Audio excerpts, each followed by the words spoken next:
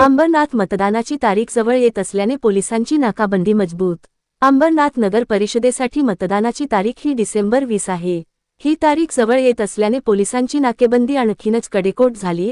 अंबरनाथ शहरात येण्यासाठी जे प्रवेशद्वार, मुख्य रस्ते आहेत त्या ठिकाणी पोलीस नाकेबंदीच्या माध्यमातून शहरात प्रवेश करणाऱ्या प्रत्येक वाहनांची तपासणी करूनच त्यांना प्रवेश देत आहेत। मतदानाची तारीख जवळ येत असल्याने मोठ्या प्रमाणात आर्थिक घडामोडी घडण्याची शक्यता आहे। ते पैसे वाहनांमधून शिवाय या दरम्यान काही घातपात करण्यासाठी शस्त्र शहरात येण्याची दाट शक्यता आहे। त्या अनुषंगाने पोलिसांनी आपली नाकेबंदी आणखीनच मजबूत केली।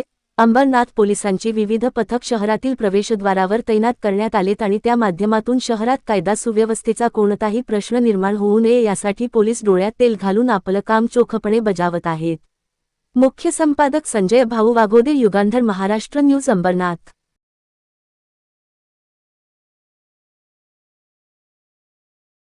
अंबरनाथमध्ये स्थानिक स्वराज्य संस्थेच्या निवडणुका 20 तारखेला होत आहेत। त्या अनुषंगाने गेल्या 1 महिन्याभरापासून नाकाबंदी चालू आहे। SST पॉइंट लावण्यात आलेले आहेत। आम्ही माननीय पोलीस उपायुक्त जोनपूर सरांच्या आदेशान्वये अंबरनाथ पोलीस अधिकारी आणि अंमलदार तसेच SST पॉइंटचे अधिकारी आणि अंमलदार सर्वजण मिळून दिवसातून 3 ते 4 वेळा नाकाबंदी करीत आहोत।